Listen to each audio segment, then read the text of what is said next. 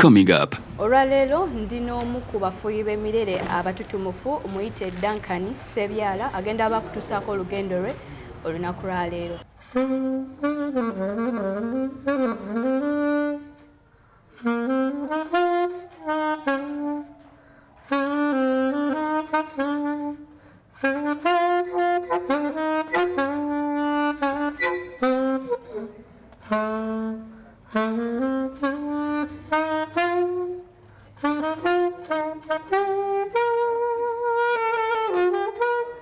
Nti no omulele ogwo gujjudde bulamu obulamu bwamwe bwonna bulyawo. Omulele ogwo gulimu ki? Ekisooka sijja kulimba.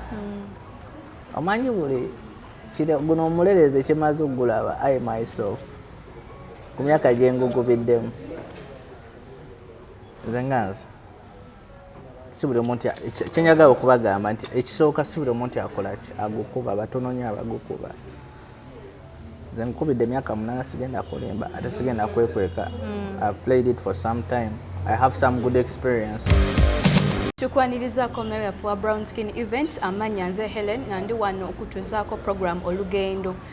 Olwaleero ndina omu ku bafuuyi b'emirere abatutumufu muyite Duncan Sax agenda abakutuusaako olugendo lwe olunaku lwaleero. Tusanyusa okulaba ku Brown Skin Events. Kale nnyabo nange nsanyusa okubasanga. Tunako waleeri mu kamera. Otubuulire otoyanjulira amannya go Jova. Yes, amanya banyawe ne basiba amanya mugawulide amanya mpitibwa Sax Duncan Michael ndi mufuuyi wa mulere ndi muvubuka n'emyaka 27. Omulele guno ogufuuyidde bbanga ki? Omulere guno ngukubidde emyaka giwera 8 for my good experience. Ogufuuyidde emyaka egiwera 8 kakati wali eyo yendyetaze okumanya watandika otya era ki ekyakuleetera okuba nga oyagala okufuuwa omulere guno? Ekisookera ddala omulere the first time nga sinaba gujoyininga we nali mu kusomero twatandika nayagalanga nnyo music by that time nayimbanga mu choirs by that time twabeeranga nnyo masomero g'abacatholics. Kati mu Catholics twabangamu different talents. Abaana babanga nnyo nga balina talents ez'enjawulo. Abamu bazannya emipiira, abamu bazannya basketball, abamu balina talents ez'okubaka netball, abamu baagala ebyokuyimba nga mu choirs okuba instruments ng'ezo. So nze nafubanga nnyo okwagala nti nina ekintu kyenjagala mutima okwagala like okuyimba. Nayimbanga nnyo mu choir.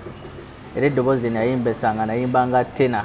I was a tenor leader. So kati no tokuba mulere gwokka n'okuyimba oyimba? Kati no kiri bwe kiti bino byali step by step by that time.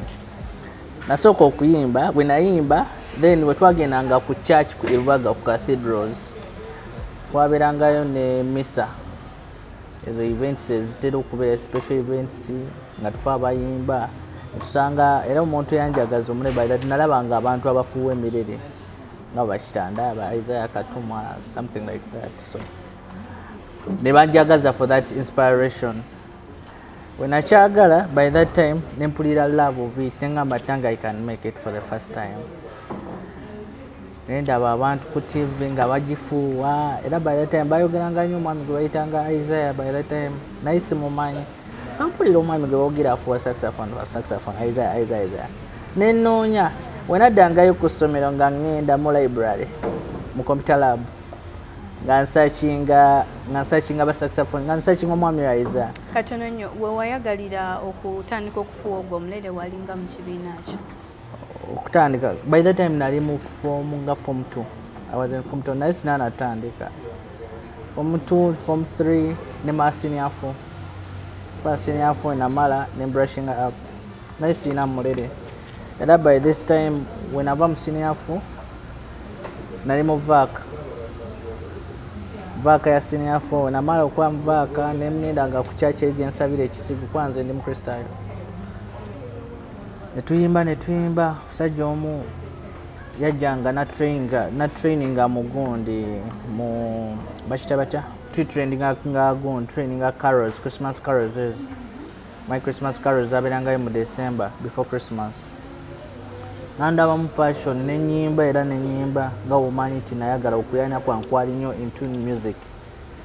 N'ennyimba nenkyagala Katonda n'annyamba namunkonekitira nemufuuka mukwano gwange n'agamba what do you want? Namugamba why myself I need one of the instruments gye nsinga okwaga bagita saxophone. Naye nkoze ntyo gifuna. N'agamba weekwate Mukama ajja kugulirawo enzigi. Kwaya ndaba mu passion n'ennyimba era nali nkuba n'ennanga by that time. My first instrument was keyboard. Nagendanga nnyo nensoma music nenkola ki nentandika okuyiga naye sinafuna. Bandi awo bankubira essimu nga ndi mulwadde nga ndi waka. Ng'anyakubira oyo producer eya training ngamba I'm looking for the guy called Duncan. Ne banoonya enamba yange kati one of our leader in choir Ekisigo Sandra nankubira essimu nangamba we need you at the church, someone needs you on the church. Nenzija ku church ne bangamba babadde bakwetaaga producer ya that training. Ngenda otuuka omunanga nga producer angamba wait for me there. Tugenda ku mmotoka naye simanyi it was surprise yaginkubako obukubi awo. Angamba nkusizeemu ki saxophone. By the time I was so very very happy nga Mukama nga Katonda akola ebyamagero. It was a gift to me. Nentandikirawo obulamu bwange obwasookera. Ate nfuna ne trainer wange eyantraininga saxophone yali mu police band bali bamuyita Moses Mulumba. Nandaba mu passion nangamba nti I would like to teach you a saxophone.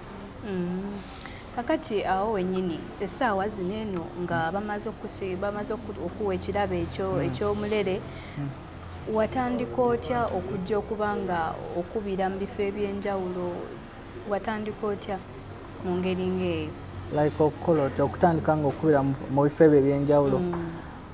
First of all nakyagala nga I am ng'omuntu natambulanga mu churches ez'enjawulo kanisas nentambula mu bakatoliki nentambulako ne mubalokole abandi batandika okuntegerera awo abatono. Kati saawa zino okubirawa wa omuntu yenna akwagadde wayina okusanga? Okay, right now nkubira mu kale final right now nkubira mu bifo bingi sikubira mu kimu oba bibiri kisinzira omuntu ayinza okuba nga mpise like nga tugambe nti ayinza okuba nga mpise nga ku functions like wedding, birthdays, proposals, waliwo abantu abakola ku birthdays, proposals, introductions. Yeah, emirimu gyange ngenda ngifuna mpola mpola sizye giri awo emingi naye era Katonda mwebaza nti akyempusizaamu. Nga tuzeeyo kati nnyo mu ntandikwa abazadde bo baali bakwagaliza okufuuwa omulere guno oba baali bakwagaliza kintu kirala nnyo ky'olina okusoma? Sijja kulimba my parents bwe bandaba mukwana bo bamanyi nti mbadde muntu wa kanisa banjagaliza nnyo era baawuliranga nnyo okuwulira essanyu nti nkoze ki nfunye omulere. They were so very happy. It was a blessing. Era kyendowooza my parents banjagaliza so sijja kwekweka kubanga ekisooka kasolaga ekintu ng'okyagala n'omuzadde amanya mwana ndowooza ekintu kyayagala ndowooza kino kyagala kiyinza omuyisaawo. Kati wamala senior no branch nga kakosi ke wasoma kali mu ebyo ebyakuyimba ebyokufuuwa omulere oba? Yeah, kati right now course gye nasoma eyagundi ya music nasomako like yali semester esooka n'ebbiri nefunamu challenge okutaataaganyiriza kuba music by that time ku music school one of the music school oba ogimanyi bagita Africa Institute of Music eri outside ze Reza nga akagenda Reza kumpi n'eddwaliro lya Reza somewhere like there twagendanga ne tusoma naye nga omanyi nti tuition it is bit expensive. By that time ebintu nga omanyi ebintu bya music bya bbeeyi teri kintu kya lice so nagendanga nensoma naye ate nenfunamu nenfunamu kyebayita nenfunamu a big challenge nafiirwa one of my guardian. Kati guardian yalinga kuwerayo fees? Yali ampeerayo ka fees ka tuition so ndaba nti ate nziriridde nnyo Mukama nannyamba nti nengendewo omuntu bwe namulaga nti kyetaaga n'atandikirawo kuba namuwangayo akantu. kale omulele ogwo amanyi abantu babeera eyo nga ne bawulira nga mmwe mugukola ki mugufuuwa naye tebategeera bulungi nnyo bigukwatako gukozesebwa gutya mulimu ki gulimu bulamu ki kubanga mmwe abagufuuwa mugenda ne mutulaga nti no omulele ogwo gujjudde obulamu bwamwe bonna buli awo omulele ogwo gulimu ki ekisooka sijja kulimba omanyi buli guno omuleleze kimaze okugulaba I myself ku myaka gye ngugubiddemu nze nganze si buli omuntu kyenjagala okubagamba nti ekisooka si buli omuntu akola ki agukuba batono nnyo abagukuba nze nkubidde emyaka 8 sigenda kulimba ate sigenda kwekweka I've played it for some time I have some good experience ola nyina byengenze nga inspiring abatono nabe inspiring zeeko kama mwebaza nti akimpa ekintu nakyagala waliwo omuntu akuba ekintu ng'owulira mbutuufu tasoose anti ngulaba waliwo kati abali eyo bonna waliwo omuto waliwo akulaba essaawa zino eyandiyagadde okubanga agukuba eyandiyagadde naye agulaba agamba gw'omulere gulimu ki omulere ogwo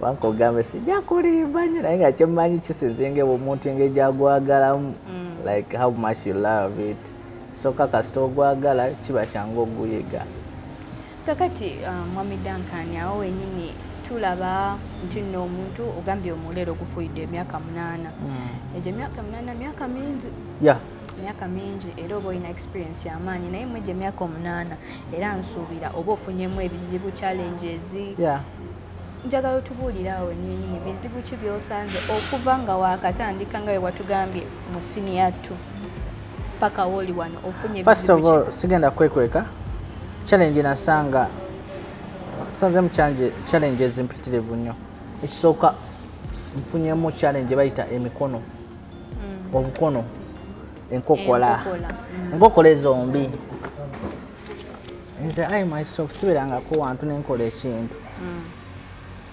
nentandika okuzaala omuntu ku kintu kyakola era mpulira nnyo wendaba nga omuntu wabanga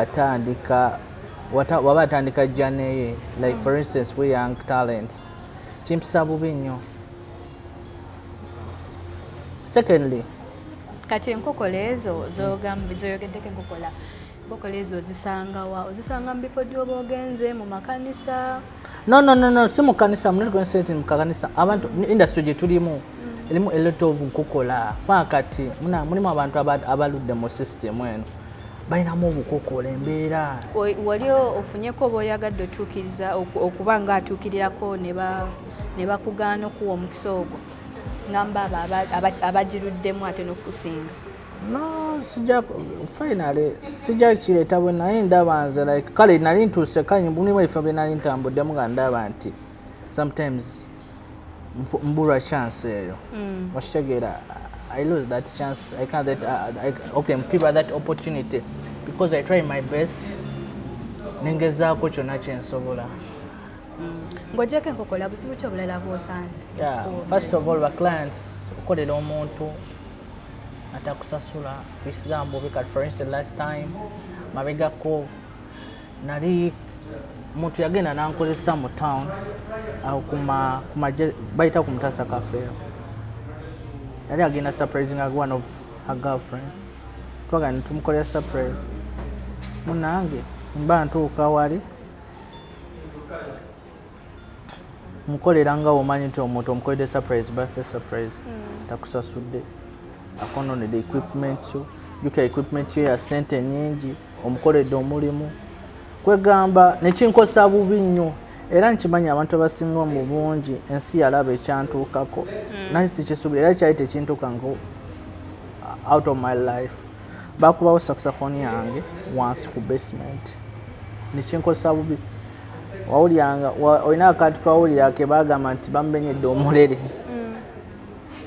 naye nga omanyi nti ng'abantu ku social media nti bakola eŋŋambo nti buli omu aba yagala kuyisaawo kiki so I didn't expect mpulira mukwano gwange samu ankubira essimu angamba ng'otrendinga nnyo ku TikTok kiki ekigenda mu maaso tulaba eno yonna ogenda viral bakwononedde omulere bakoze bati bakoze bali totugamba kyekya lwali tewatukubira ssimu So I feel that moral that nayisibwa bubi omusajja akola ekintu tekyali kituufu naye zomanyi nti ebigambo byange biba bitono siyomba ate newala nnyo entalo ate newala obuvuyo bairawe.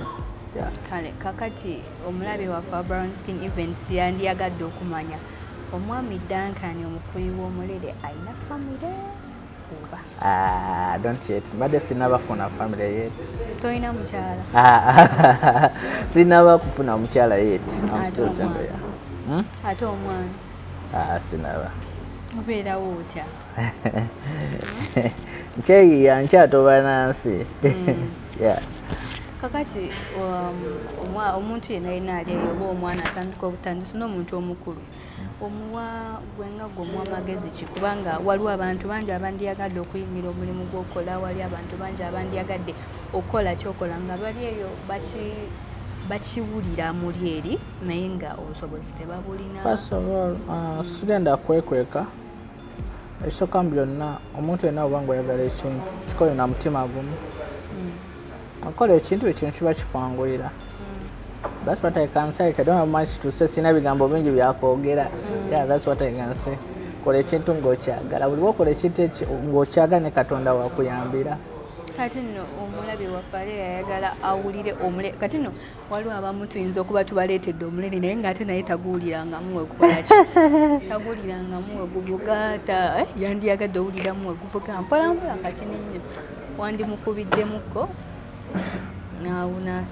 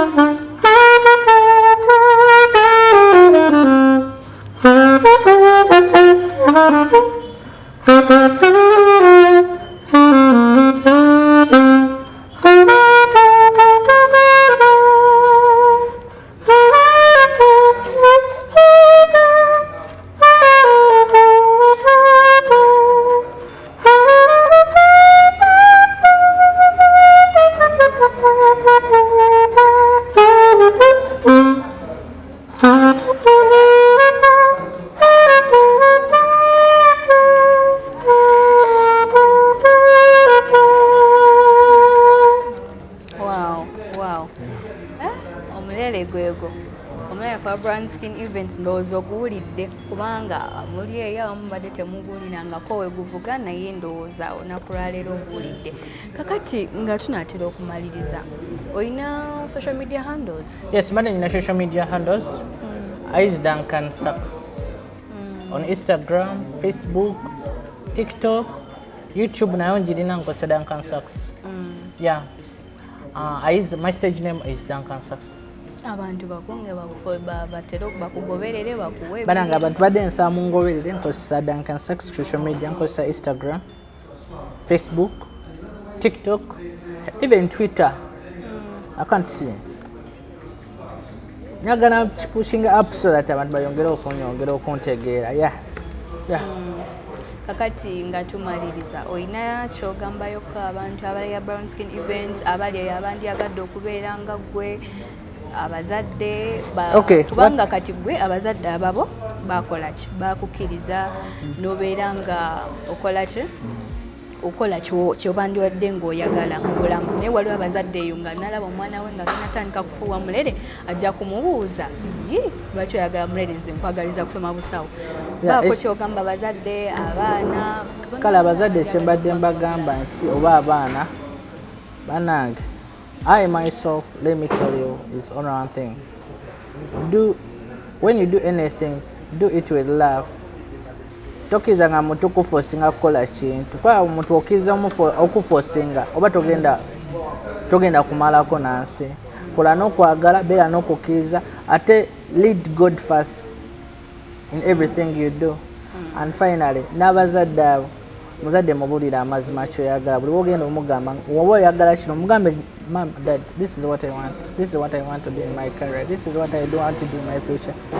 So don't fear, because abavuka basinga tulinamu okutya nti tutya abakadde baffe tutya okubagamba kikye tuli. Then I myself nagamba daddy wange nemugala daddy kino kyenjagala mu bulamu Katonda era kyampadde era nebaza Katonda nti bwenkuba saxophone era nyina omuntu I don't know if you guys know Isaiah Katumwa is my inspiration. I myself he inspired me to play a sax. Nekye nebaza Katonda nti buli wenteekayo post yange Isaiah making sure nti ateekayo ka comment. I'm so very happy that n'omuntu akiruddemu nti yanjagala ne Moses Matov mwebaza nti yanzizaamu amaanyi nti ekintu kyenkola ndi ku track ntuufu tebammalamu nnyo maanyi ate buli gye bakoma okuzaamu amaanyi gye nkoma okola nga ngenda mu maaso. Nebazanya ne Bishop Kazimba. I was one of the funeral gye nalimu. Bambi Bishop nkwebaza nnyo okuzaamu amaanyi ti twaliko emutundu eyo mu kufiirwa ku All Saints Church emutundu. Bishop nalabira ddala nti amaanyi ga Katonda gakola ate nzikiriza nti Mukama agenda kuntemera ekkubo. I appreciate it. Weba nnyo okusiima my saxophone. Mukama akumpeera omukisa najjoli. Kati ninyo nga tugenda okumaliza akatalekeka okufuuwa omulele kuno okufunyemu ki? Right now sinafuna bintu bingi biri awo nga omanyi bintu byakweyiya bweyiyi nga omanyi omuvubuka weyeyiya naye era mubamu ekirungi ekikujjidde ekivudde mu kufuuwa omulele guno. Aisha sijja kukolera embage bazima. Olina okuba nga ofunyemu ebirungi nti oba osisinkanya abantu ab'enjawulo. Okusisinka kale nsisinkanya abantu kyobadde otegeeza okugamba yes nsisinkanyeko abantu ab'amaanyi ba doctors ba engineers waliwo abantu abamu abalema okutuukira nsinkanyeko ne media houses ezisinga ez'amaanyi. Nebaza Katonda nti chance yakimpa ate abantu banneesiga ate banjagala. Kati eno saxophone waliwo abatera okujigira nze nange omuntu ali wani nakubuuza nasose kyogera nga xylophone. Kati ebintu ebyo birina engeri gye byawukanamu? Yes, okay. Saxophone, this is a saxophone. Gwe bayita omulele. Ne tubawo xylophone ge bayita amadinda. Ganaga gola amadinda gano ge bakuba mu maganda. Tweyanze ago ge bayita amadinda. Anti kati tubadde abalabi baffe babadde babuzaabuzibwa obwo amadinda n'omulere tubadde tetubyawula bulungi. Kakati ba role model bo boogeddeko? Yeah, ba role model wange boogeddeko. Naye one of my favorite role model is Isaiah Katumwa. Yankubira ekintu nempulira nti omanyi omuntu okukubira ekintu ng'okifiiringa ng'okyagala n'okiwulira. Waliwo omuntu akuba ekintu ng'owulira butuufu tokifiiringa. Naye I love him, he's my inspiration. Era mwebaza nti ya inspiring ananjagaza ekintu ky'okukola. Baako nekyomugamba kwali abakula. Yes, Isaiah Katumwa, I love you so much. Thank you for inspiring me where you are, US, London. I'm very happy about you. Era nti guno omulimu gwe tukwebaza nti watugulirawo olugi buli wamu in Uganda. So I'm really appreciating your work. I love my job. Thank you for inspiring me. May good Lord bless you where you are. Kale nga tumaliriza sibulako abalabi ba Brown Skin Events obeeko n'ekigambo ekisambayo ky'obagamba. Anage bali bulamu bwange ebigambo waliwo otuuka nga bikubuze naye nsanyuse nnyo nsanyukidde ddala mwenna okunkyazaako kweno channel ya Brown Skin. I'm very happy. Era nkimanyi bagaliza kaseera kalungi tumira mwena mikwano gyange bensome nabo baganda bange bakazini bange bazeyi bange n'abazadde baako kyobagamba mwena mbatumidde mbaagala nnyo Mukama bankuumire abampere emikisa mu mirimu gyammwe. Amiina. Webale nnyo omulabi waffe Brown Skin Events obadde mulabi mulungi wa program olugendo okuva gye twatandikidde paka gye tukomekereza nga tubadde n'omufuuyi w'omulele Duncan Sax era abadde akutuusaako olugendo lwe. N'ensonga eyo musubscribinge anaabayagala okuba nga tumweyongeza naye ajja kuba atuteekerawo mu comment tujja baba nga tumukutuusaako mu bujuvu. Webale nnyo sigadde nze Helen.